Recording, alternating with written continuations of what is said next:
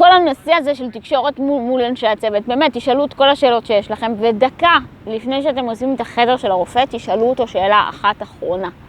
מתי המפגש הבא שלנו? אוקיי? דוקטור, תוך כמה זמן הפגישה הבאה שלנו? מתי אנחנו מתראים שוב פעם? זה כדי לשמור על רצף טיפולי. זה מאוד חשוב, כי הרבה מהדברים אנחנו מגלים שאנחנו עושים מעקבים. הרבה מהבעיות, אוקיי? אנחנו מגלים, לא בחירום. בחירום זה הדבר הכי נורא לגלות בעיות. אוקיי? כי זה מבלבל את כל המערכות, זה עושה מלא בלגן, זה מצריך אסטרטגיה מעכשיו לעכשיו. לא. אם הייתם שומרים על רצף טיפולי, אם הייתם מגיעים כל 3 חודשים, חצי שנה, שנה, לפי מה שקבעו לכם הרופאים, אז החיים שלכם היו הרבה יותר קלים, ומצבי החירום גם היו הרבה יותר קלים, כי היו רואים מעקבים קודמים, אוקיי? בדרך כלל אני מדברת על אנשים שלא נמצאים במעקב, ופתאום יש להם מצב חירום, אף אחד לא יודע מה זה, אף אחד לא יודע מאיפה זה בא.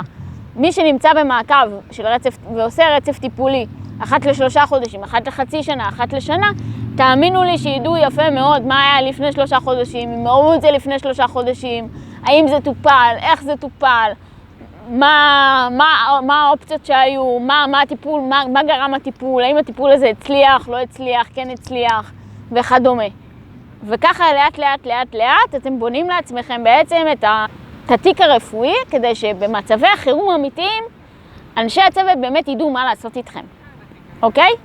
וזה מאוד חשוב דווקא לחולים כרוניים, אוקיי? ודווקא לאלה שקיבלו את 5 טון בומבה הזאת של באמצע החיים. אוקיי? כי זה אחד הדברים הכי חשובים שיש. רצף טיפולי, לשמור על רצף טיפולי, זה אחד הדברים הכי חשובים שיש. וזה אחד מהטיפים הכי גדולים שאתם תשמעו בכל מקום, אוקיי? גם אצל הרופאים שלכם. אני מכירה רופאים שמתחננים למטופלים שלהם שישמרו על רצף טיפולי. וזה לא האינטרס שלהם, זה לא משהו שהם צריכים לעשות, אוקיי? זה משהו שהמטופל צריך לעשות, זה משהו שהלוחם צריך לעשות. לשמור על רצף טיפולי. הכי קל זה לקום ולעזוב. אבל אתם לא יכולים לעזוב, הבעיה לא תיעלם. אם תעזבו, הבעיה לא תיעלם. ההפך, היא תתגבר, היא תסתבך. זה יהיה הרבה יותר גרוע אחר כך לטפל בה. אז תשמרו על רצף טיפולי. שאלות וכדומה תכתבו לי למייל שהופיע פה על המסך. אנחנו נתראה בסרטון הבא. ביי ביי.